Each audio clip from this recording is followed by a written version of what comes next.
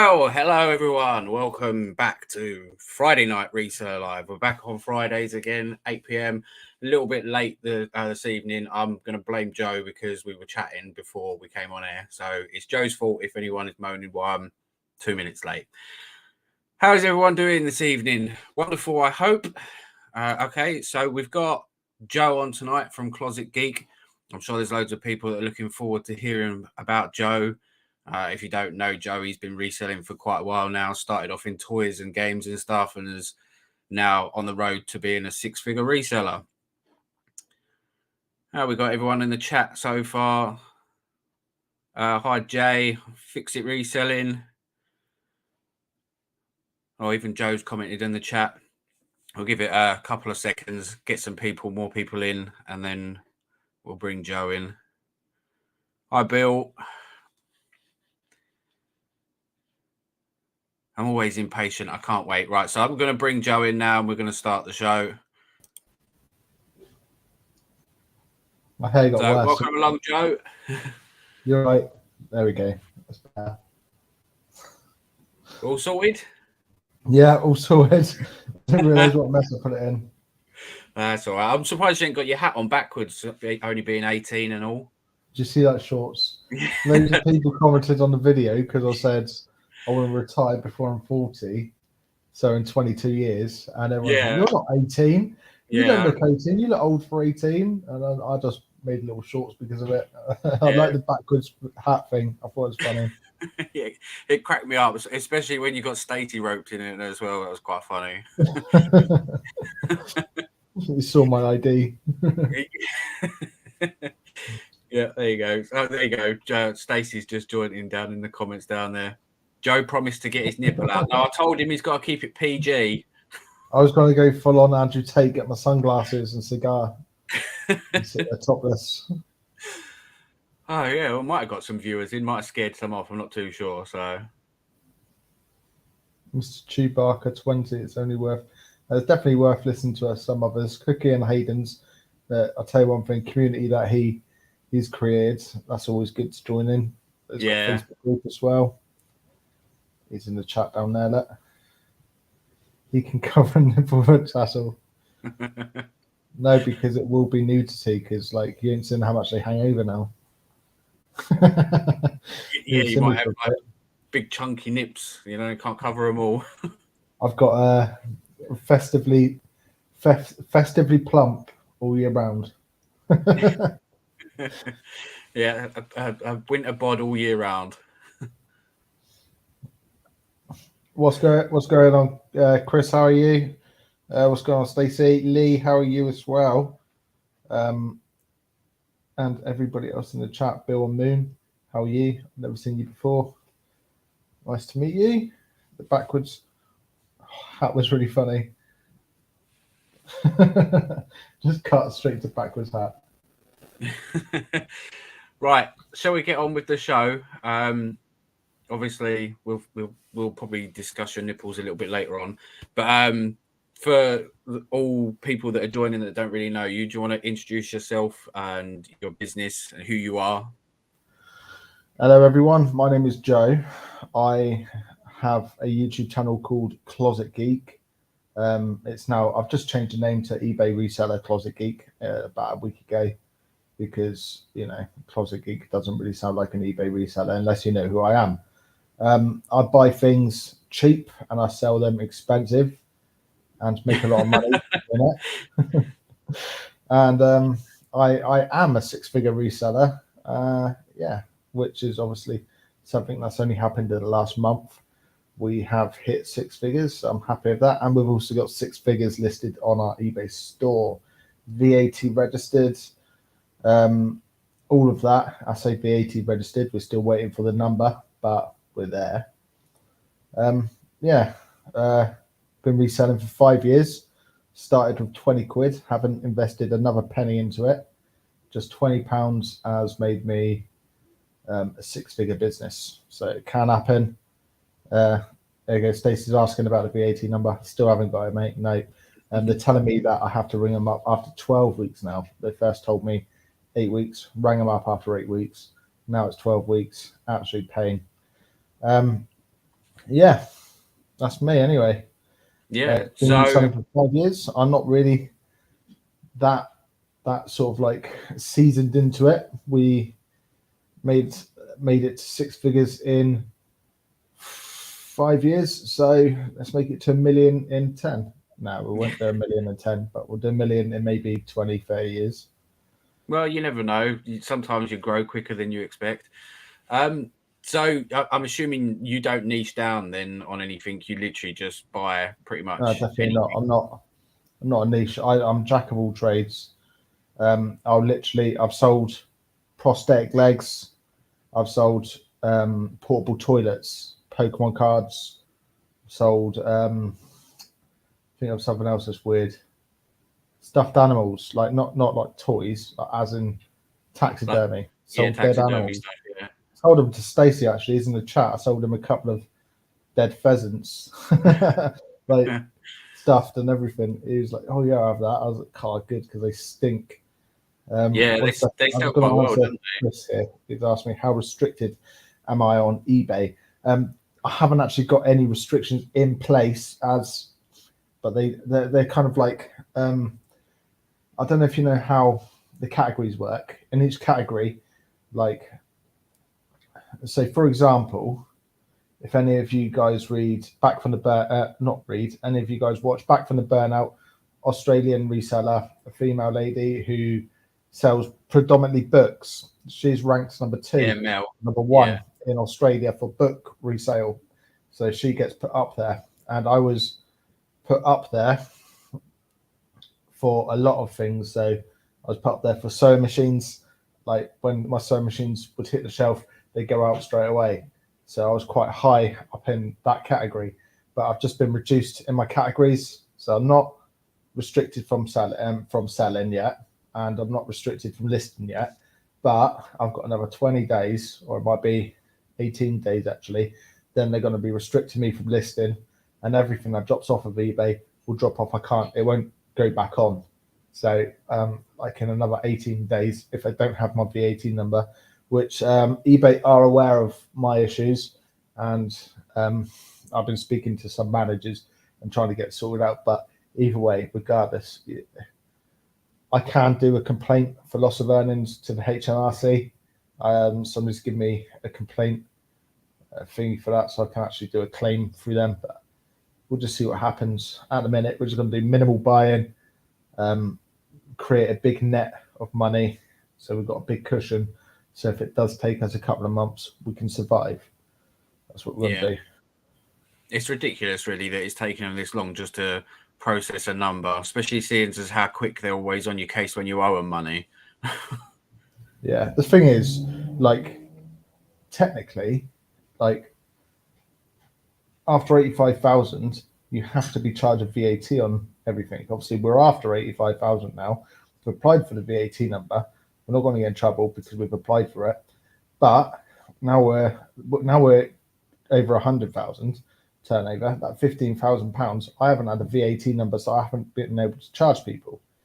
So I haven't been able to charge VAT. So I can't legally charge VAT, and so it would be illegal for me to.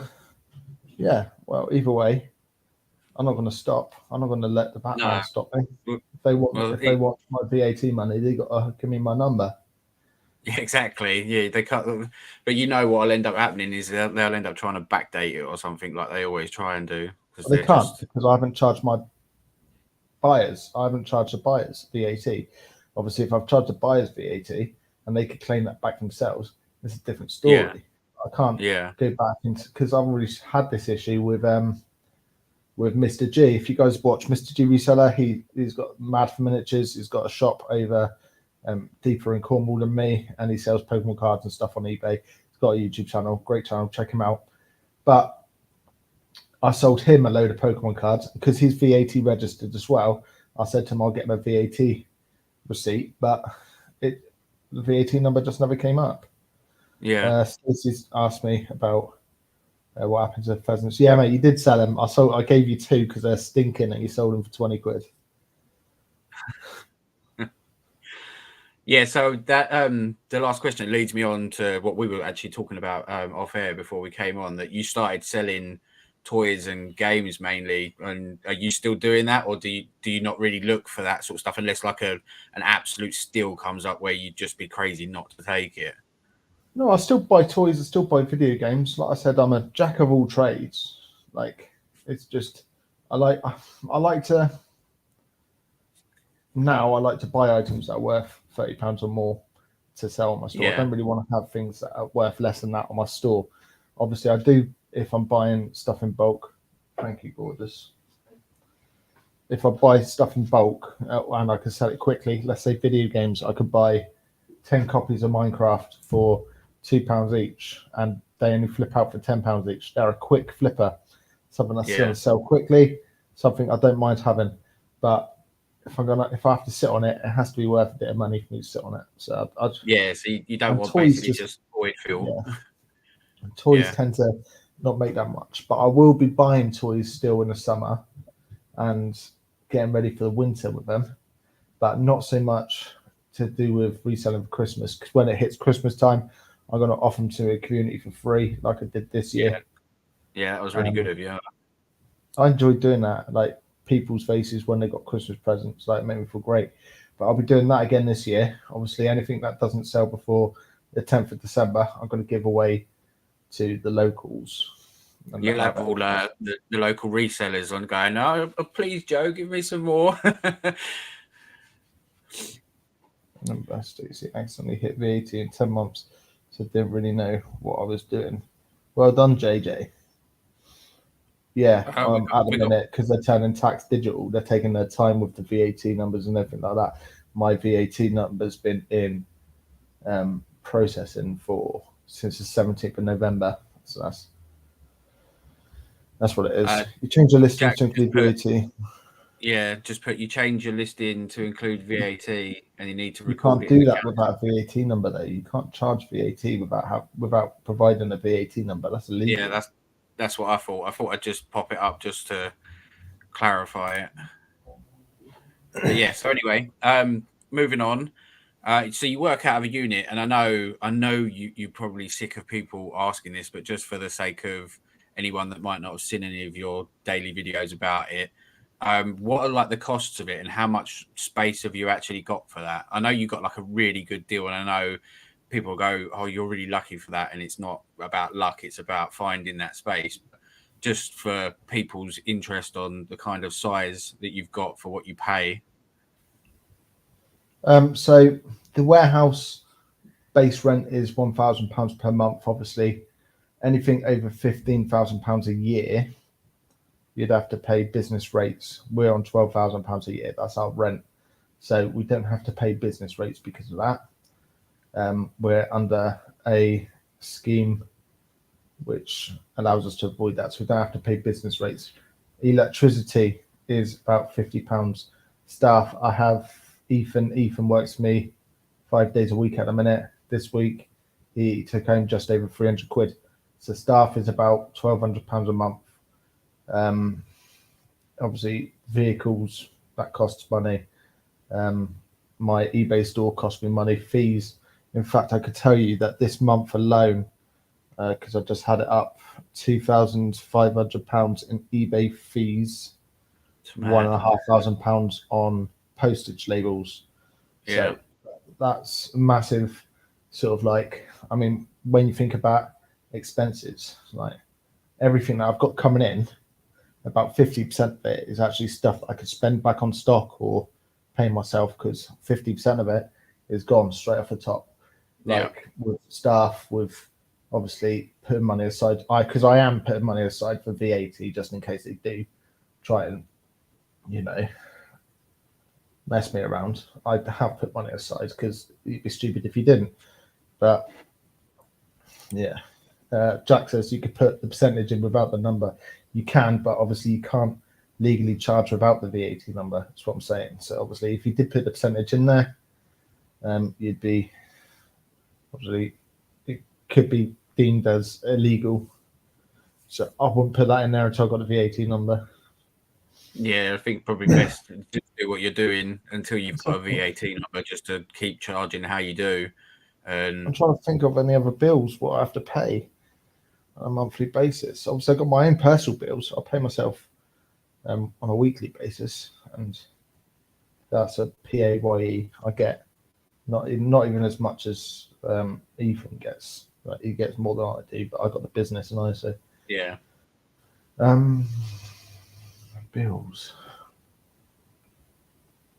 There are some more bills. There's always going to be more bills. I mean, internet. It's always going to be things like traveling expenses and stuff like that, but that's subjective, really, isn't it? Because depends I've only had my driving license for a year, so you seen the size of my van? That's expensive. Okay, yes, that's probably not cheap then. Insurance is not cheap, no. No. I looked at getting sorry. It's all right. I looked at getting insurance to be able to handle waste management and stuff like that. Jesus Christ, the insurance that I went up to, I think it was like 450 quid a month. I was like, no, thank you, not doing that. Yeah, that's crazy. So obviously you outgrew your home when you moved into a unit, but did you jump into a unit like with the intention to grow, or had you outgrown and then had to move into a unit? No, I did something stupid. So obviously I was working in the warehouse and not in the house at the spare room, and then because I got too big, first month of lockdown, we blew up. Like reselling just went absolutely mental. I'm sure it did for everyone else. If you guys were reselling during the lockdown, you guys know it. Video games, crazy, everything like that went absolutely mental. So we built a shed in the garden. It cost me $2,500 to build the shed, and because we fitted out of electricity, we done it all right. We got all of everything was done, and it was mint. Perfect little warehouse and perfect little shed. And I was in that shed. I outgrew it in 2 weeks. 2 weeks I outgrew that. So it's $2,500 thrown down the drain, pretty much, because that shed wasn't ever used again. So it's $2,500 thrown down the drain. From there, I actually teamed up with Stacey. Stacey's in the chat. We got ourselves a unit where we were getting screwed over on that unit as well. We're paying £500 a month for that unit, and it was charging us business rates. We're paying the landlord business rates. So we're obviously both amateur to it. We're both quite green. Like, I'm about 2 years into a journey. Stacey's a bit further, but he's only been doing it part-time. At this time, we're both turning over probably around 30,000 a year. We're not big dogs. We're not raw. Like, we moved into this new unit. We're paying the £500 rent, and he started charging us business rates. And we were paying him the business rates, which was about £150 a month. After looking into it, it turns out like the little room in the building that we were paying the rent for, we're actually paying the business rates for the whole building. So he screwed us over and started. So we were supposed to get that back, which is like, because we were there for about a year, so we were supposed to have got all of that money back. Didn't see a penny of that. Absolutely got screwed over with that one. Yeah, we haven't even bothered trying to chase that money. Just write it off now. So it's like £1.5 down the drain, isn't it? What else we do after that? I found the first warehouse. This warehouse Stacey's currently in, 2,500 square foot, lovely size. We found that during the end of lockdown, and the way we found that was actually on the there's a page called Plymouth Gossip Girls. So just a local page. My missus posted up on there, said, anybody got any space for sale, for rent? And somebody come back, said, yeah, we got a few places. So we went down, had a look. They showed us one, and he goes, yeah, we want £1,000 a month for this one. And they showed us another one. It just looked a mess. Said, yeah, we'll do £600 a month for this. And we're like, me and Stacey were made up. We're like, oh, brilliant. We'll take this place. How much would electric? And she said, we'll just do £700 a month, all in, and that includes the electric. So that's what we did. £700 a month, £350 each, split down the middle. Built a wall down the middle of the warehouse, and I had the left, he had the right, and we both grew and got bigger. And then I'll be honest with you, Stacey grew a lot bigger than me, a lot quicker.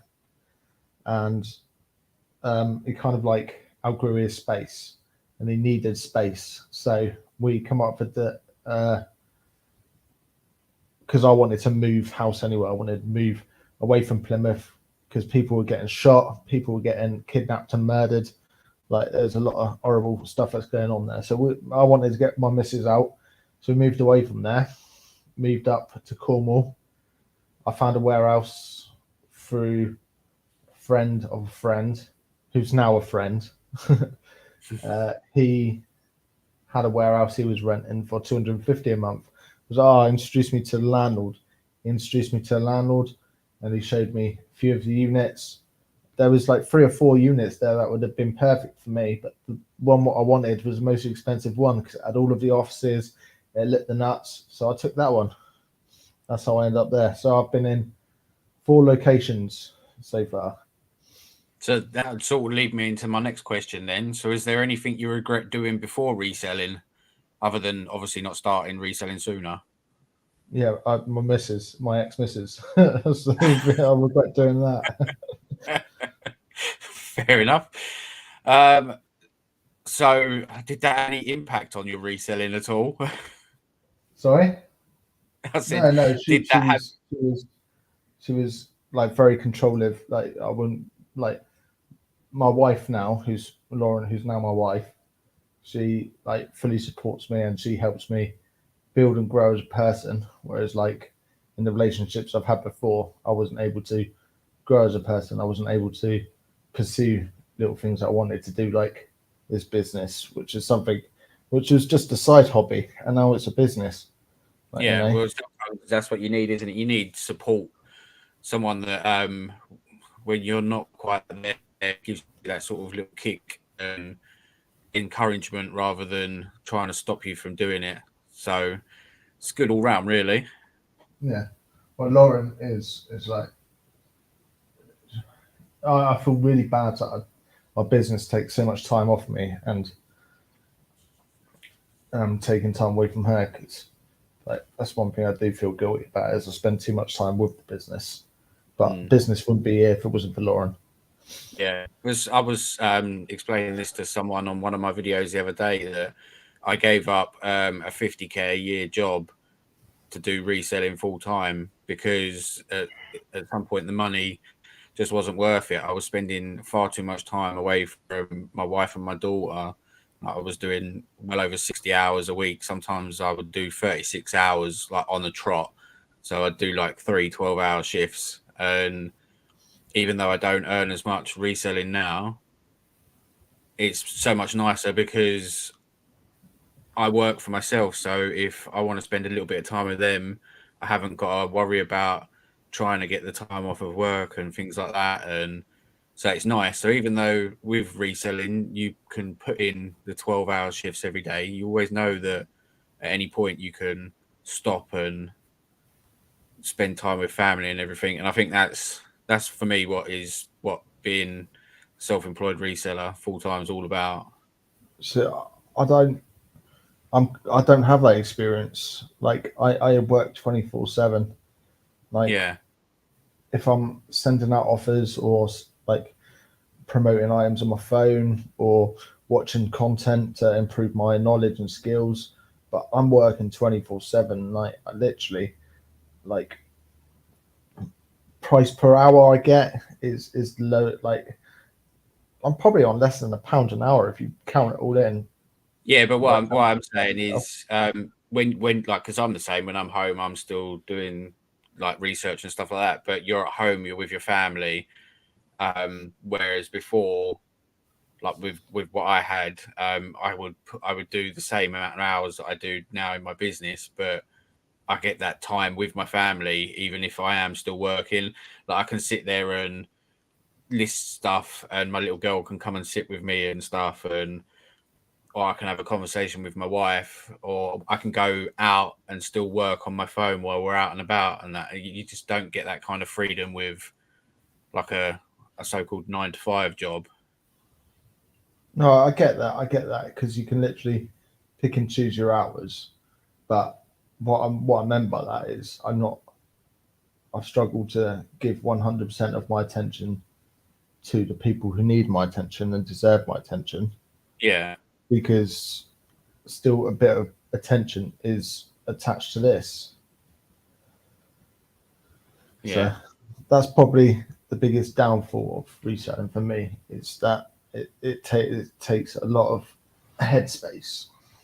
Yeah, I mean, sometimes like my wife says to me that she says to me, "You're doing it again," and I'm like, "Doing what?" And she was like, "You're in a bubble. You need to just come away for a couple of hours and get back to reality and reset." And it's just something that if you don't work for yourself, it's not really something that's easily done. But you probably do it, but you don't notice that you're doing it. See, I'm doing it again, working. Never stopping. Money's Okay. money. Yeah. So on to the next question then. So you moved away from gaming and toys into sort of furniture and stuff like that. Is there anything else you're trying to learn about specifically, or do you just wing it most of the time? You see, I wouldn't say I've moved away from toys and games. I still sell them. I still got. Yeah. I'm still active in the categories. Like same with clothing. You don't see it a lot on my channel, but the amount of clothing I've got in stock and the amount of clothing that's going out every day, like it's always there. I sell everything literally. As for, is there anything that I'm looking at getting into? Motor vehicles, not as in cars. I don't want to get into cars. Obviously, I've got the quad bike. Yeah. This is something we've been learning about. Got the quad bikes. I've been learning to weld. Been learning how to work on that as well. What else we got? We got the go kart. Obviously, strimmers and everything like that. I've been working on them, trying to get them running and stuff like that. And I've been successful on a few bits. All of these bits that I'm paying £3 in the auction for, like a strimmer the other day, I sold for £100. I paid £3 in the auction for it. I replaced a little tube on it, and it was running, and nothing wrong with it. Just had to replace a little tube. But I'm learning. I'm not quick with it yet. I'm slow with it. But £3 into £100, still £97. Well, it's not £97 profit. Technically, you're probably taking about £70 profit out of that after your fees and everything are done. But still £70 profit out of a £3 purchase. You know, it might have taken me like 15 minutes to figure out what the issue was. I've had to order the bits on eBay. It's cost me less than £5 to fix it, but I'm learning, you know, and that's what I'm enjoying actually. Petrol is something like I'm enjoying working on in the warehouse. Yeah. So when you buy stuff that you don't normally buy, do you actually do like a bit of research, or do you just if it's cheap, you do research and so you never really buy anything just on the fly, just go. No, I buy an education. Like literally, if I see a box full of something I've never done before, I'll buy that because then I'm learning about it when I get it. At the end of the day, you don't make a mistake, do you? Like, think about it this way. You see a box of trains, right? A box of trains in auctions. You buy that in auction, you pay £20, whatever. All right, if you take it back, oh, this is not as good as I thought it was going to be.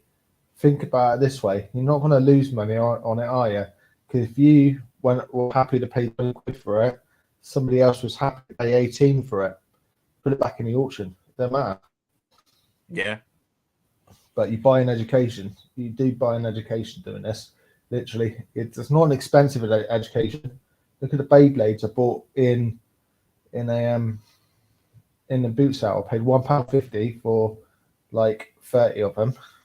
£1.50 each. I bought them all, learned that they're worth money, went onto eBay and spent like £500 or £600 on Beyblades. Yeah. Like, done good money there. Obviously, all the good ones are gone now.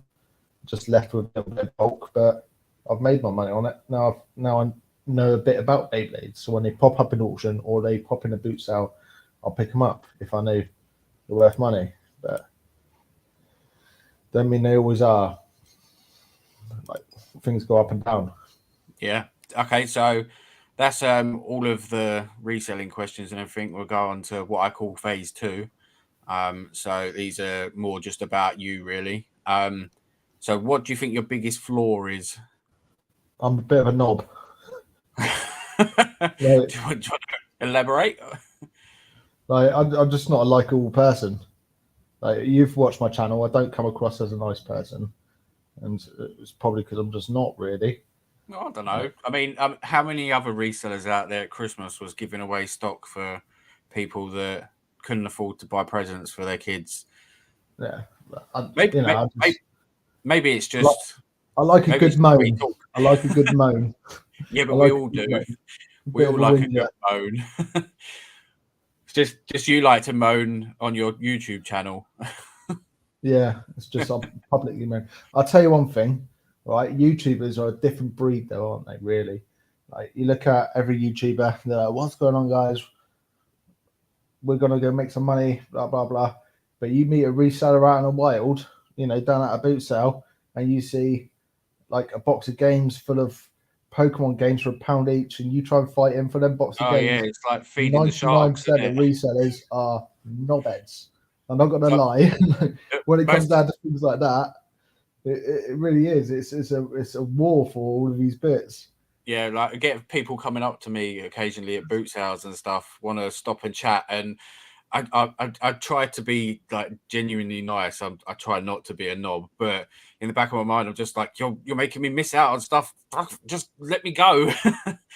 So yeah, I mean, I think there are nice resellers and there are proper arsey ones, but yeah, I I think do think the most YouTube resellers, community is a lot nicer community than 90% of the reselling community. I just think, obviously, it doesn't matter if you're like watching me to learn from me or anything like that. But when it goes down to business, like you're there to make money, I'm there to yeah, make money. You know, it's business at the end of the day. I'm never taken offense to it if somebody's dived into a box to grab a toy they've seen in the bottom that I'm rummaging through. I don't take offense to that. That's their business. They need to grab them toys to make their money.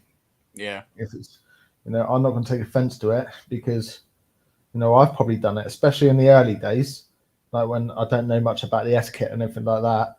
But I see a toy in the bottom of a box that I want to sell, and somebody's digging through that box. I'll throw mine and then put it out.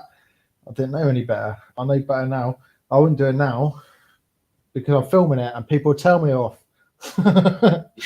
yeah. I swear most resellers that say they were never like boot divers. They're only never boot divers because they're now on YouTube. Oh, I've never done boot diving. I've never done boot diving. I don't like that. That's something I really disagree with. No, I yeah, don't like I've it. never done that either. Just I remember back when COVID restrictions were just starting to get lifted and boot sales started back up, and back in Kent, I went to a boot sale and there was about 4 cars there, and one car turned up and literally a swarm of people were in the back of his van before he even got out of his driver's door. It was just crazy. I couldn't do that. I just stood there and waited for him to get stuff out, and I still managed to get stuff, but obviously I didn't get his brilliant stuff because there were other people in there diving for it. But yeah, I've just never been into that. Can't stand it. There's a Whenever I sell at boot sale, I will not let anybody do that to me.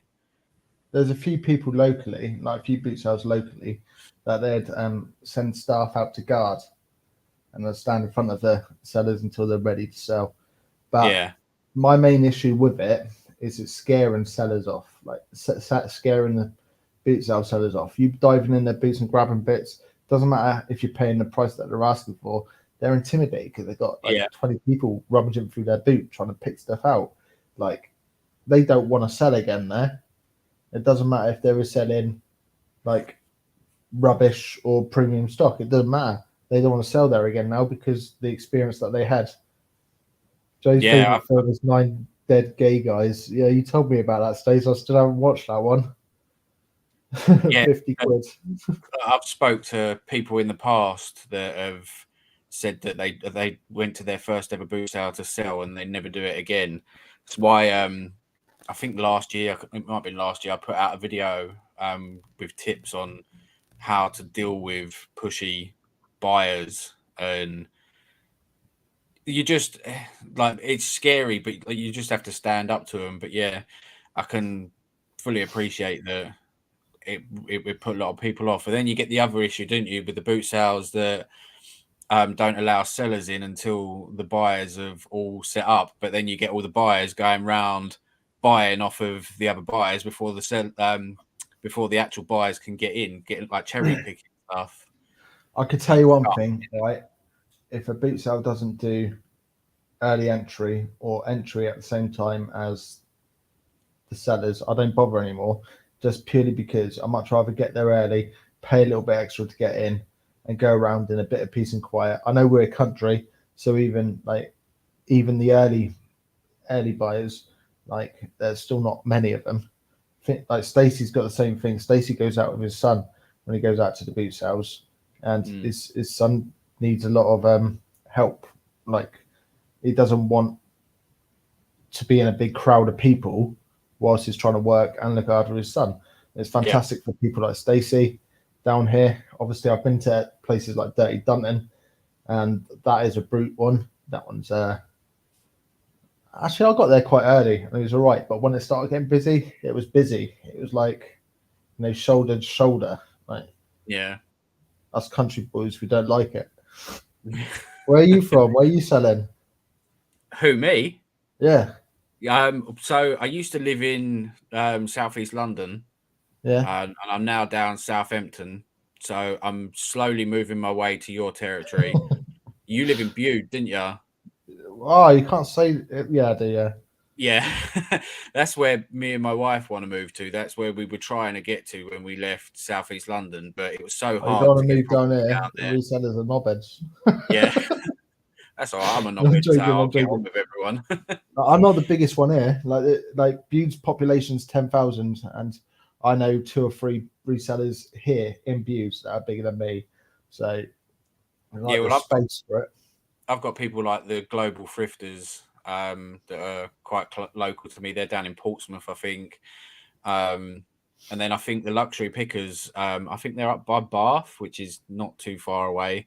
So yeah, I got a few like bigger ones around by me as well. And then they're just bigger YouTubers. They're not bigger resellers.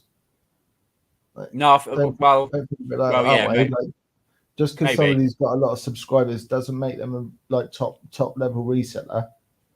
I promise you that. Like, there's people that are making silly money, like $250,000 in the last 90 days. Like Stacey is the biggest UK reseller that I know of, and he's doing about 200,000. Biggest UK reseller that's on YouTube. Yeah, like, he's the biggest in the UK. Like when it comes to turnover, like Stacey's the biggest. Like, but he's not even big. When you look at the big time resellers, they don't have time to do YouTube. Yeah, like, most people if they got like I just think like you've got a couple of like good level resellers that sell goods products and they make a good living doing it, but they're not. I don't ever see them as like massive competition because it's not a big issue when you've got people like making £1 million like reselling. Like Stacey's and me used to work in the same place and we both had the same turnover, we both had the same contacts, we both still succeeded and got big. Yeah, it doesn't matter about your competition, it only matters about your mindset. It only matters about your competition if you start letting it matter about your competition. That's when the competition starts to become a problem. Because there's always going to be things that everybody's trying to get the same of, but there's always going to be a lot of the same of. I mean, that doesn't apply in some categories, but in a lot of categories, if one person gets, it's like with a boot sale, if one person gets something off of one table, you'll probably get something off of the next table. There's always that next table. Yeah, and the moment you start if you worrying see somebody that you consider a competition at a table, move on to the next one. Exactly. Or just stop concentrating on those singular items like the video games and the stuff like that, which is what I was really massively on in the first 1 or 2 years of reselling, and broaden your horizon to other things, antiques, clothes, shoes. And there's so many resellers out there that you can learn off of on YouTube that are doing all of these different niches. That you want to do toys, you want to follow Master of Pieces, you want to do clothes, You want to go to Rummage Around, you want to go to Ricky Resells. If you want to do, And me. yeah, and you. If you want to do media, you go to people like who is it? The biggest resellers in the UK on YouTube, like numbers wise, subscribers wise, Nick and Andrea. Nick and Andrea, Massive for their media. But everybody's, I mean, pub stuff like bar mats, like bar pumps, global thrifters. yeah. You know, there's so many people out there who's niching that you can learn off of. If you cherry pick all of the good bits off of everyone and just go for the cherries. Yeah, I mean, I tried cherries.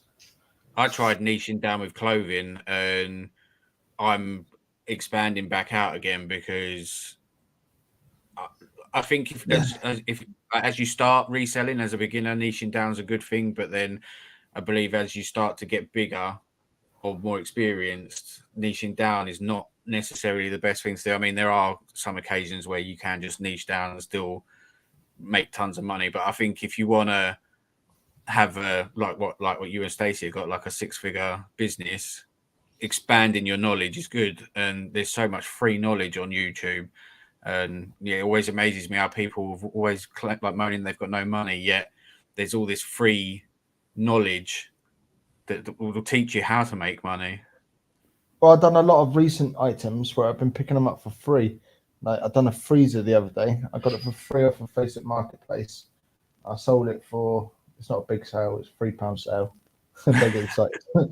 I picked up a freezer for free and I sold it for 200 quid on eBay with £70 postage. I went up to London. Like, you can go off and make yourself some money if you need some. That's a week's wages to someone. Do you know what I mean? Back when I was a chef, that's a week's wages. Who's the 6-figure reseller? Never heard of them. What's a 6-figure? You're a 6-figure, Mr. G.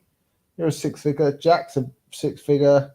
That JJ's a 6-figure. Stacey's, look, there's like 5, 6 6-figure resellers right here. Yeah. Should we start a reseller summit? Should we start one now? Oh, shall I just leave then? I'll go and you lot can all have a 6-figure resummit. Or just hurry up and catch up, Dan. Yeah.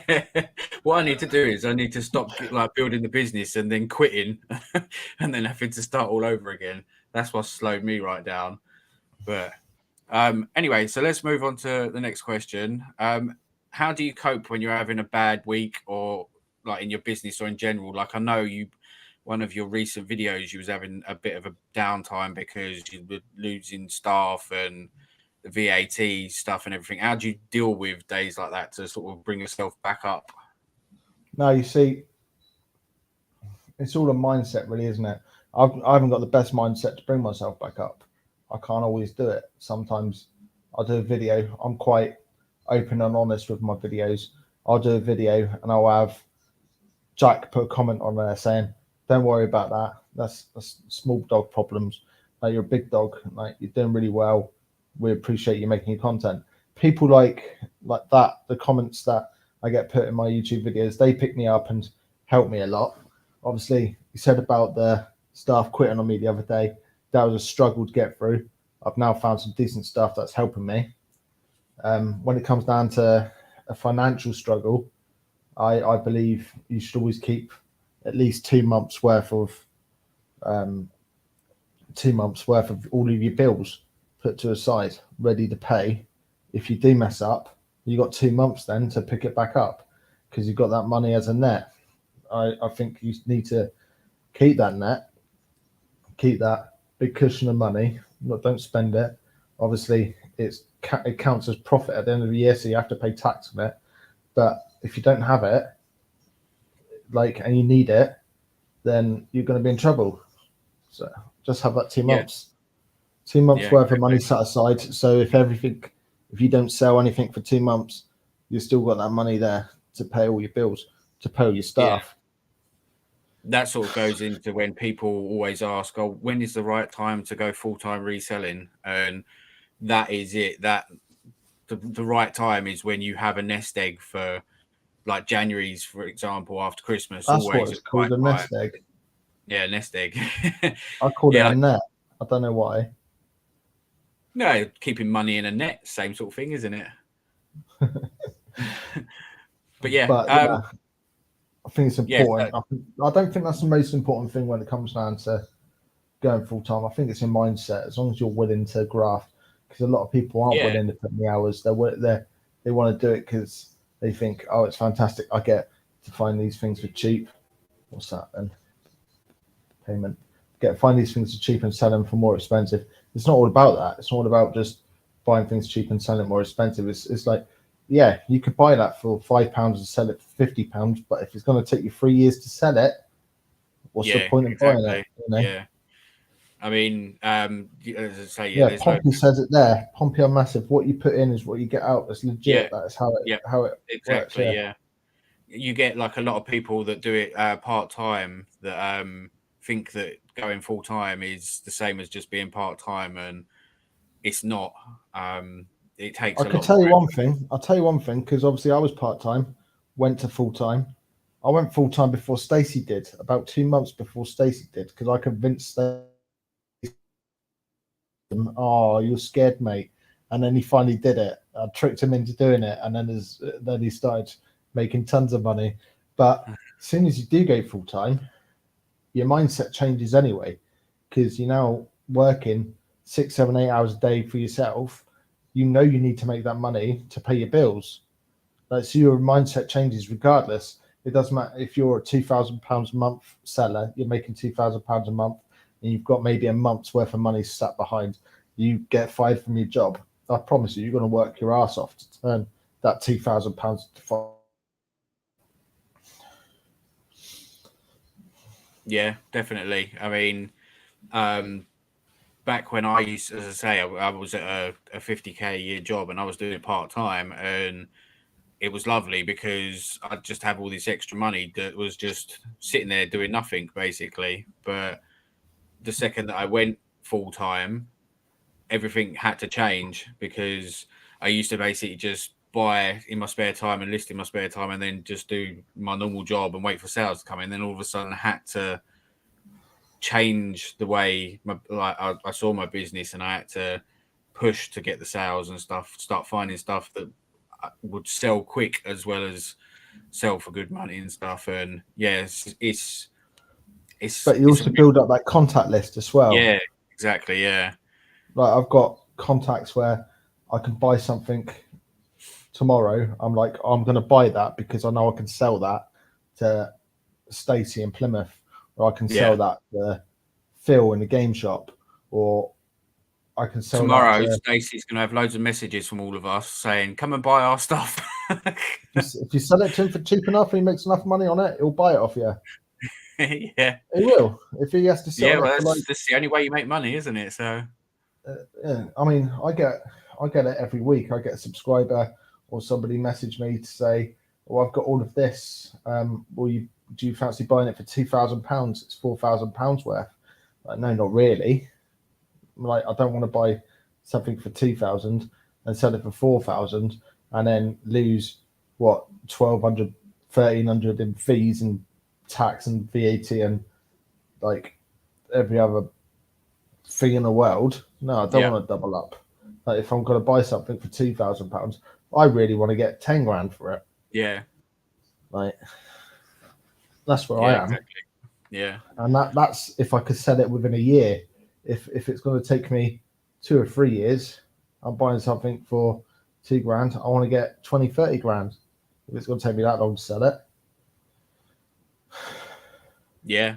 Okay, so I'd happily do 2K for 4K if it's one item. if it's If sold it's a quick quick enough, sale, yeah. But yeah, Jack, if you're going to sit on it for like a year, would you do it?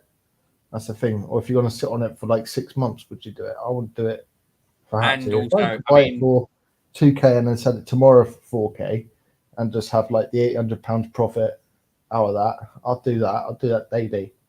But it doesn't always if it was work like, like that, for does it? example, like a Pokemon card, that would probably flip quite quickly and doesn't take up space, but No, you don't want to be buying. I wouldn't buy something for $2,000 to sell for $4,000 if it was big and bulky and was I like proper disagree. niche. I now see that Pokemon cards were a red herring. Like, true Pokemon card collectors, like, don't get me wrong, you'll get some good money for your cards then. But let's just say the Aerodactyls that I had, right, I'm going to be sitting on them for a long time to get the top price. It's a difficult thing for me. Like, obviously, I can either sell them all off on auction and flood the market and then reduce the price on them. I ended up selling them to 2 different buyers. Mr. G actually bought a load of them as well. Yeah, didn't sell the other lot to Kieran, rummage around as well. Yeah, Rummage Around bought a load as well. They both bought some. It was a good weekend of sales for me, that was. Yeah. Okay, so next question. If you could have a conversation over coffee or food with anyone living or dead, who would it be and why? Mike Tyson. And why is that? He's a very inspirational man. Like, he's like now. I would not like back in the day when he was a monster. Like, I'd speak to him now. Yeah, did you watch the show? I can't remember what it was called now. It was on Disney Plus. It was like an 8-episode mini-series about his life. Yeah, I haven't seen that, no. But I just see him in podcasts every now and then. I watch a few podcasts, and it's like some of the stuff that he comes out with is actually quite wise. And, let me think, who else would I speak to? Not really Muhammad Ali, because you wouldn't really be speaking to him. He'd just be speaking to you. You don't get to speak in that. You don't get to speak in that conversation. Yeah. So I think.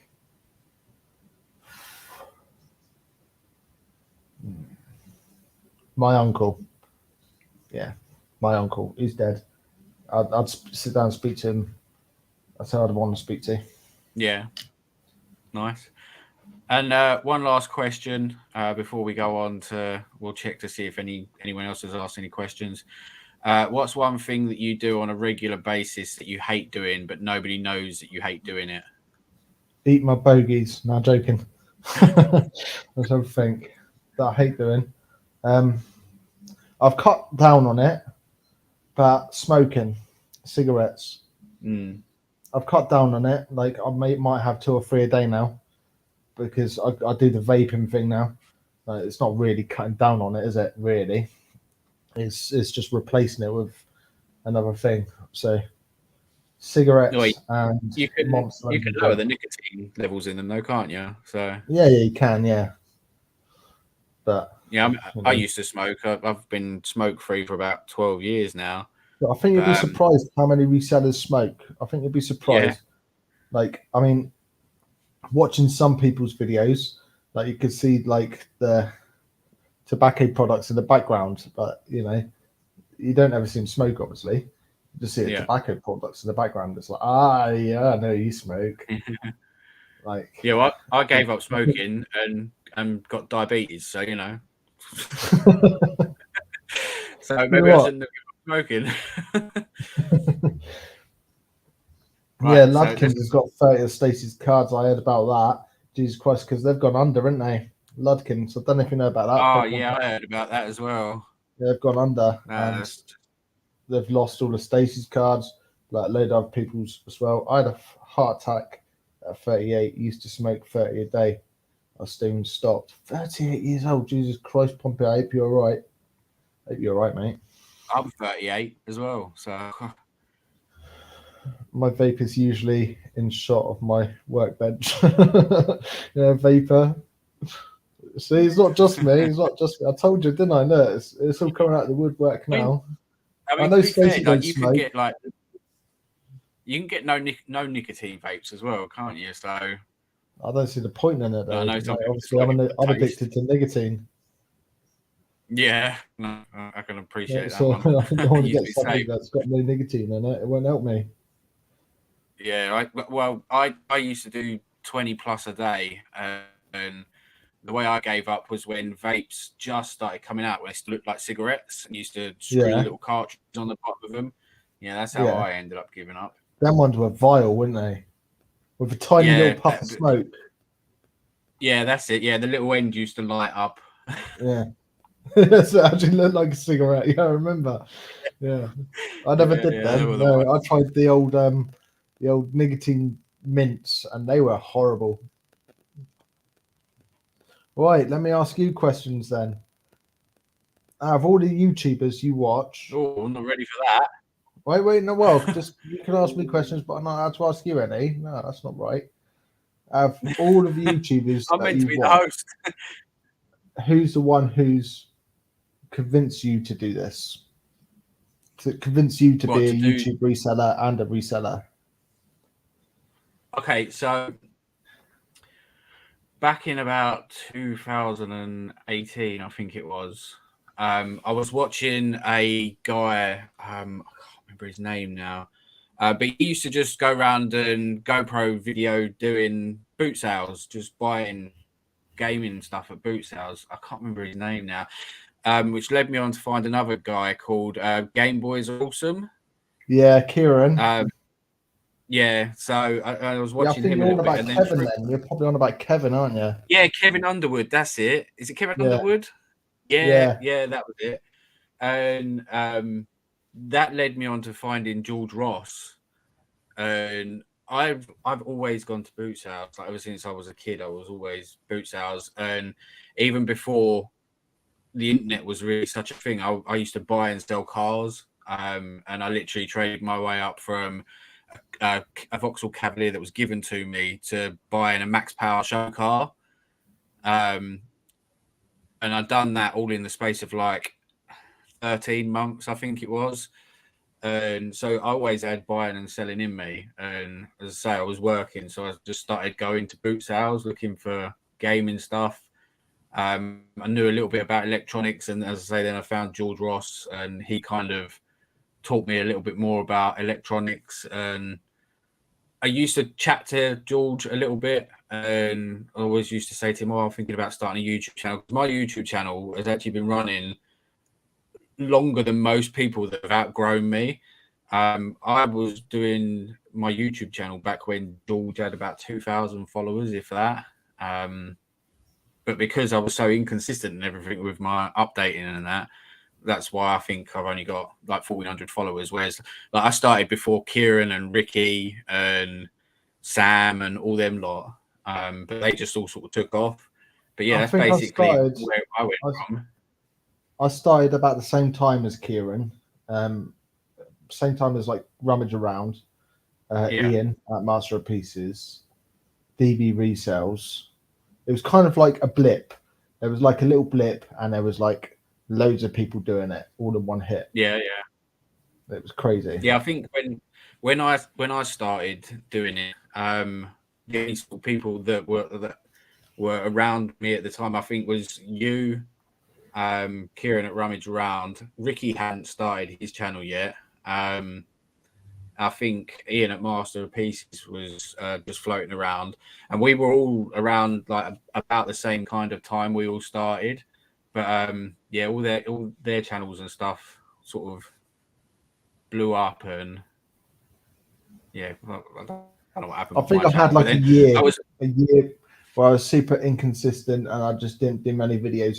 I just weren't feeling up to it. Like I was doing videos on a regular basis, and then there was a little bit of abuse that I got online, but I let it affect me too much, and I think that's a problem. Like I started letting other people's opinions like matter to me, which it doesn't really, not at all. Like at the end of the day, I go off out.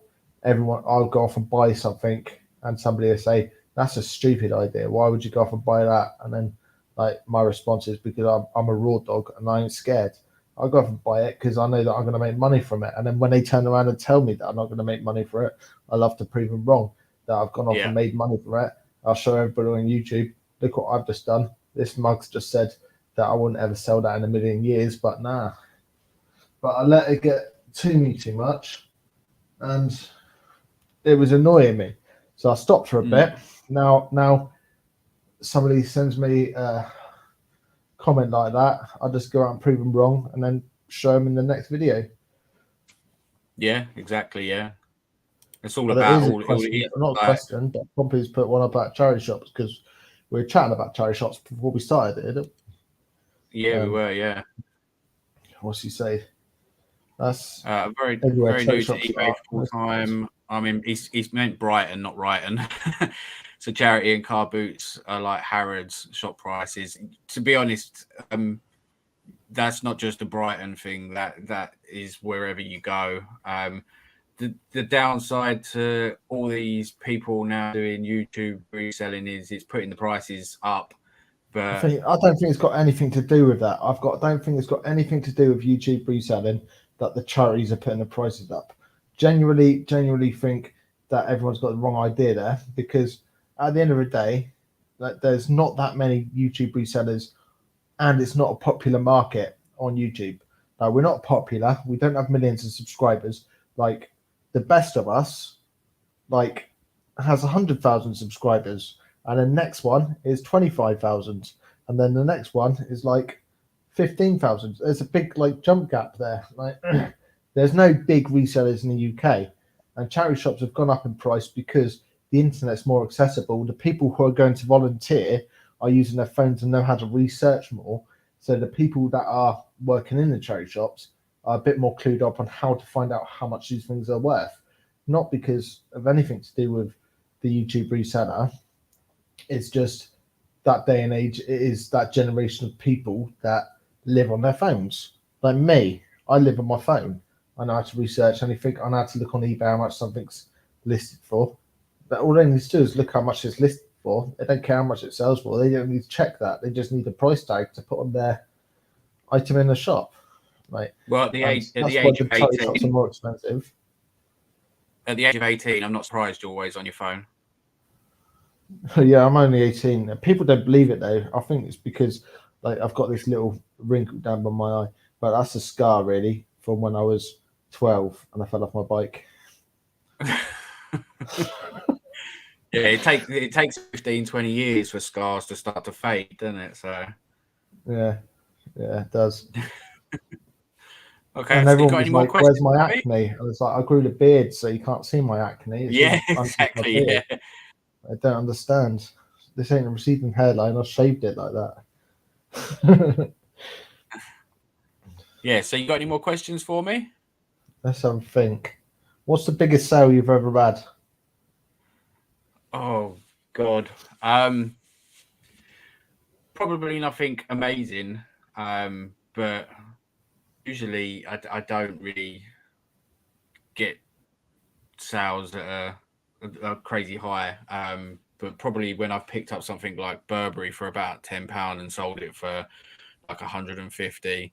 But yeah, I've never bought anything that's like up £50 and under and like sold it for like thousands. I've never had the luxury of that. I mean, maybe back in the early days when I was picking up the DVD video combis and at the boot sales, you could pick them up for like £2-3 and sell them for like £190. But yeah, nothing amazing, unfortunately.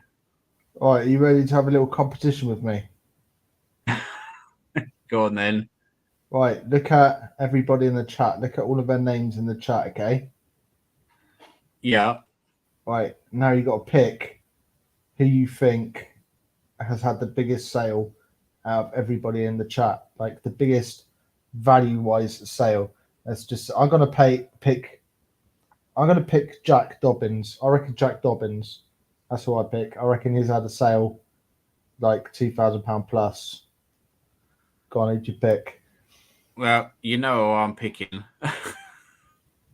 You picking Stacey, are you? Yeah. So you pick Stacey. Right, everybody else is picking Stacey. Everybody in the chat is picking Stacey. There, everybody said Stacey. Come on, then. Let's see. Go on, let us know, everybody in the chat. What is the biggest sale you've ever made, like price-wise? Doesn't matter how much you bought it for. Oh, look, I've got a £3,400 one. Jack Dobbins, I think that might beat. No, Vinny's a good choice. I forgot Vinny's in here. Oh, War Daddy's on a 7K one. Well, that was a weekend of sales, though. Oh, that's a weekend of sales. Now, one single sale. One single sale. It's got to be one single sale. I didn't even know War Daddy was in the chat, so that's cheating. You picked Stacey. Go on, Stacey. What's your biggest sale? I know Stacey sold an iron for $1.5 grand the other day. Jack wins. Yeah, actually, remember, didn't Jack put up on the reseller group the other day that he'd done some massive sale or something? He just said there, £3,400. Yeah. What was it, Jack? What did you sell for £3,400? I'm pretty sure Jack's been subscribed to me since the very early days. Very early days. I appreciate it. 2 times wing mixes. Does that say wing mixes? Yeah, burring wing mixers. I don't know what that is. Yeah, I've no idea what it is either. War Daddies is £500. Met up with them in Scotland. Yeah, I would have done that as well. I'd have done the same thing. JJ says £1.5 grand. That one's probably close to Stacey's, to be fair. I reckon Stacey's is probably around £1.5 grand, his biggest sale. I think my biggest sale is no, it's cheating a little bit because it's one sale, but it's £1.5 grand to rummage around. I sold them the big bundle of Pokemon cards. Yeah. But that's one sale. I sold a job lot of Warhammer books once for like 1,100. £30 into 350 was my best. The best margin wise was that's not bad. I'd done £5 into over £1,000, but that I bought a box for a £5, and it had a gold sovereign in it, and it had a Royal Worcester vase.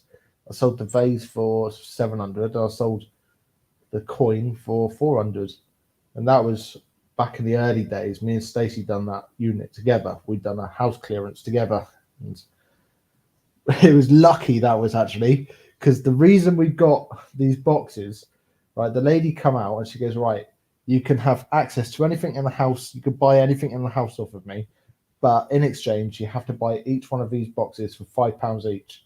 And we're like, all right then. It's about 20 boxes. So me and Stacey stood there and goes, what do? We just go one for you, one for me, one for you, one for me. He's like, yeah, all right, we'll do that. We opened up the first box. It was full of light bulbs.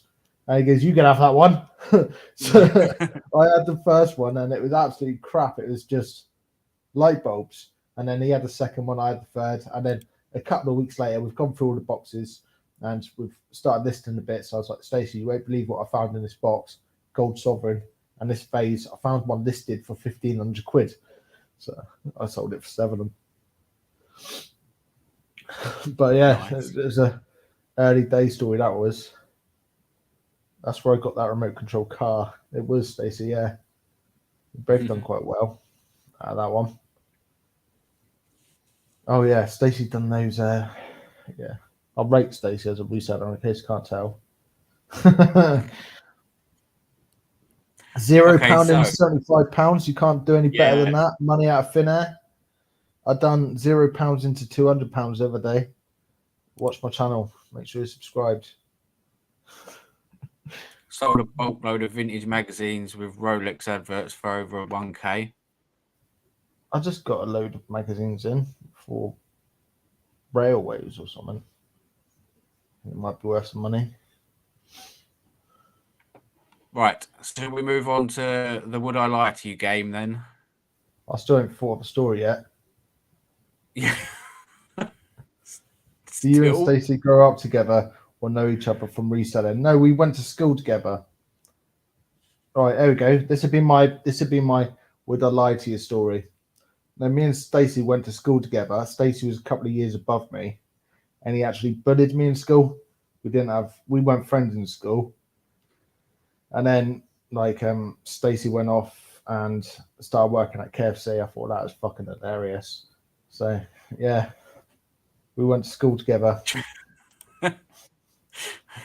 And he used to bully me, and then I become a cage fighter.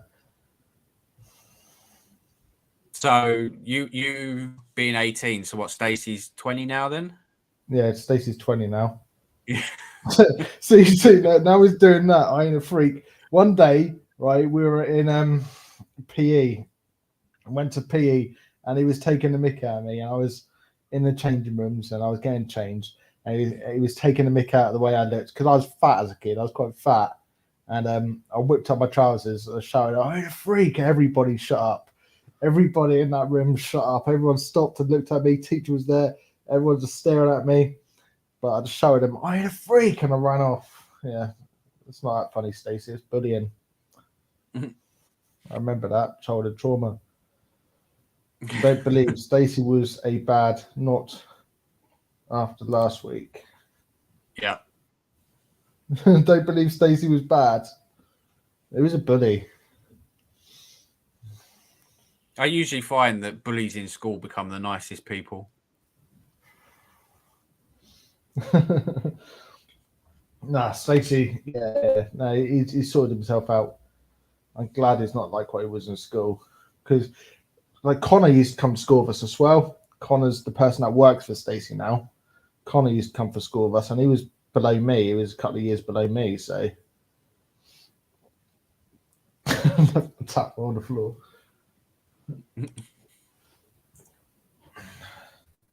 So, what do we think? Do we think that the story is true or false? Did Stacey used to bully me in school?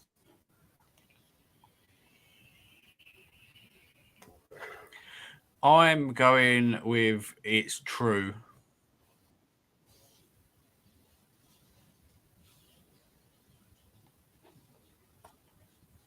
Well, we'll see. We'll see, won't we? We'll see. Pompey thinks So- it's true. Bill and Moon thinks it's false. False. Stacey, you can't say anything, Stacey. You can't say anything. I don't know, actually. Now that Stacey said it's true, I think it might be false. Stacey's a little bit of like a dark horse. He fooled everybody last week, so I'm not believing. Well, what was anything his story that last Stacey week? I said. don't get to that far last week. What was his story? His story was he got locked up in prison, and that was when he was watching Only Fools and Horses in prison, and that was how he got into reselling. He wasn't watching Only Fools and Horses. He was watching the floor because he had somebody behind him bent him over. Oh. So it looks like we're pretty mixed on the trues and falses. I think there's probably a couple more trues rather. Oh, are you still there? I'm gonna stick with. By myself now. I'm gonna stick with false, which kind of goes. False? Yeah.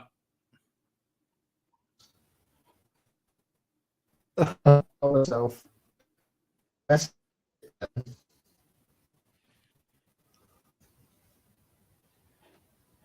Born in We Arlo. lost you. No, there you go. You're back. Here. We lost you for a minute. No, I'm born in Harlow. First Stacey by the MMA fighter. No, Stacey never went to school together. I went to school in Great Norfolk, actually, in Great Yarmouth, and I did go to school in Tiverton as well. Losing both of us. Yeah, what's happened we there. just went a little bit. Yeah, I think we're back now, but we sort of started breaking up. Did you say where? That's a Did you true say one. whether it was? Yeah, it's false. Did you say It's not true. It was false. Yeah, I'm from Essex. It It's false. I'm from Essex. I'm not from Devon. Ask That Joe one's true, though. when he That ran one's through the true. warehouse naked. Ask him about the one time that I turned up to work with clothes on. Just the one time. Yeah, just the one time. I have to keep a set of clothes just in case I had to start doing a video. I had to whip on the clothes quick, and then when the video is finished, we both got naked again. Wandered about. Yeah. It's warehouse rules, mate. That's how we rolled. What stays in the warehouse? I went to Matthew Arnold's where Ali G went. Get on. And what good old Ali G or Borat? Which personality did you get? That's the interesting one. Stacey still keeps up the reputation. That's why he's got all the tattoos. So it looks like he's wearing a t-shirt. He's not wearing a t-shirt. He's naked. Whips on the high vis just for a video. Yeah. Oh, so I won the Would I Lie to You game then. I said it was false. No, you said true to start with. No, you lost it. Yeah. No, I changed my mind after everyone started saying it was true. I said false. No, you can't change your mind based on what everybody else says. You said true. You lost that. What do we say, chat? Does he lose it or does he win it? We'll let chat decide. How many people got in the chat? Where's my phone? 26 at the moment. I think we peaked at about 30. 26 people. Now I've got you all here. Can I quickly speak to... Oh, wait, here we go. Sale. Oh, if you could guess how much it was, I'll let you have it. Go on, everyone. If you could guess how much that sale was. Pardon? £7.56. £7.56. All right, that's your guess. Jack Dobbins says £86. Yep. Right. 38.68. You can't say, oh, £38.68. Okay, I'll get it. Oh, you go dead on there. Come on, we'll give you 5 more seconds. 4, 3, 2, 1. Right. Let's see. Somebody said 50. Stacey said it was. Let me just check. I can't remember. I think it was like £7.70. So all of you are wrong. Yeah, it's Captain America for £7.70. I said £7.56. Yeah, but you weren't £7.70 though, were you? I do it every time I go to my brother-in-law. I say to him, if you could guess how much money I've got in my wallet, I'll let you have it all. At one time, he guessed it. One time, he guessed it right, and it's like 40 quid. No. Yeah, no, it's £39.98. Definitely, somebody's just going to go buy an item from me and then just tell me how much they've paid for it, and then I'll forget about that money. Yeah.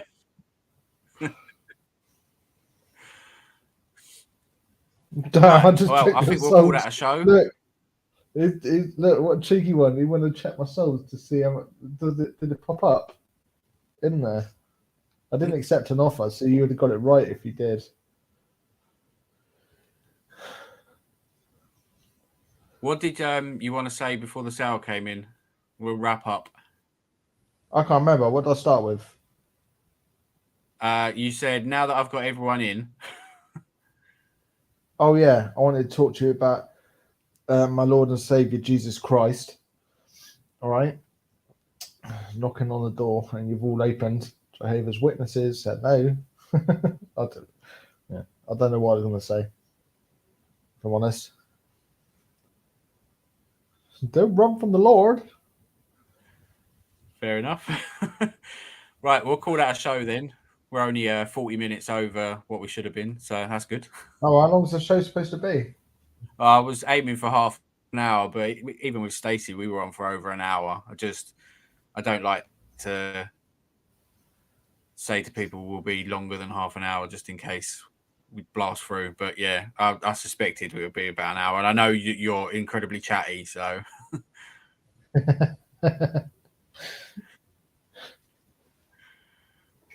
But yeah, so I'll end that one there. Thanks for coming on, Joe. And if you're not already subscribed to Joe's channel, go and subscribe to his channel. He does daily vlogs. What you on now? You're on like episode 60 or something, couldn't you? You've been doing it for about 2-3 months now. I don't them anymore, but it's well in the hundreds. Let's see how many videos I've got on YouTube. I don't know. There's like loads. Stacey had a video the other day, and they hit over 100,000 views on that. That was a banger. I don't know. I think my last one was just my last video, you got like guys, it was talking about the Reseller Summit, actually. Yeah. Bills and Moon. I ain't seen you around, so make sure you chat chats and stuff on my YouTube. Yeah, and Jay's Bargains. Make sure you say hello. Yep. Right. I will catch everyone later. Cheers, Anne. Bye. Cheers, Anne. Bye.